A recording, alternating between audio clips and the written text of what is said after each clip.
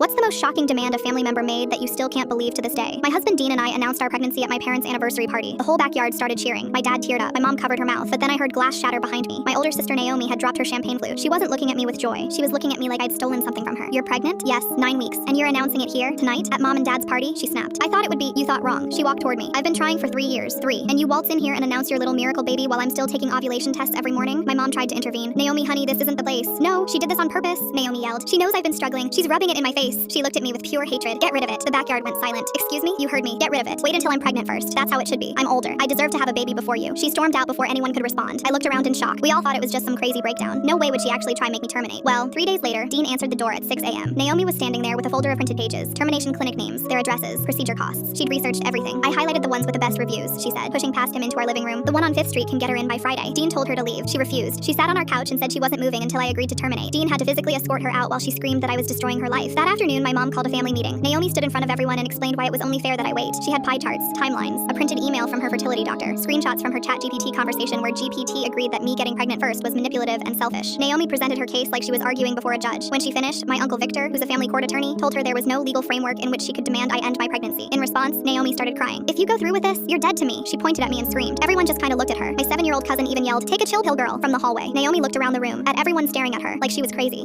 She started stammering. "I'll never speak to any of you again if you let her have this." She sat down on the couch sobbing, literally cradling herself. We all collectively pointed toward the door. She finally looked up. Mascara streamed on her face. "This isn't over," she stormed out. Slammed the door so hard the framed picture of my pregnancy test shattered on the floor. We didn't hear from her for 6 blissful months. But then my baby shower happened. 30 people in my mom's living room. Gifts piled on the table. I was 8 months along. The doorbell rang. My mom answered. Naomi walked right past her. She came in wearing a tight dress that showed off her own pregnant belly. She had a sash across her chest that said, "Mommy to be." The room went dead quiet. "Surprise," she said, spinning around. "I'm due in 10 weeks." She smiled at me, but it wasn't a real smile. She walked over and hugged me. While her arms were around me, she whispered in my ear, "I don't care what I have to do. Mine is going to be born first. I mean it." Then she grabbed a cupcake and left. Everyone was more confused than anything. I spent the next few weeks worried about Naomi showing up and hurting my baby. Dean triple-checked every lock before bed. I even called the police to see if anything could be done. And then, 5 weeks later, I got a call from my mom at 2 a.m. She was hysterical, sobbing so hard she was out of breath. "It's Naomi. Please," she gasped. "Come over right now." Dean drove me to my mom's house. I rushed in, expecting to see Naomi, but she wasn't there, and neither was my dad. Where was my dad? I found my mom crying, sitting against the bedroom wall. What happened? I took her hand. She cried into my shoulder for a few minutes before looking up and explaining everything. Naomi had been rushed to the hospital. Turns out she'd been taking black market labor-inducing drugs, but they weren't working fast enough, so she found someone. A woman she met in a Facebook group who claimed she was a midwife back in Guatemala. Naomi paid her $500 to perform an emergency C-section in her apartment. She was only 30 weeks. The woman used a box cutter. They sterilized it with vodka. There was no anesthesia. Naomi passed out from the pain halfway through. The woman panicked and called 911. When paramedics arrived, there was blood pooling in the hallway. The neighbors said they saw it seeping under her door from the outside. The baby came out gray, went straight into the NICU. Naomi went into surgery, but they couldn't stop the internal bleeding. She flatlined twice. They saved her, but she slipped into a coma. Doctors don't know if she'll wake up. The baby survived. He's in an incubator. And now everyone is battling over what happens to baby Pingus. Oh, and turns out my dad was just in the bathroom taking a crap.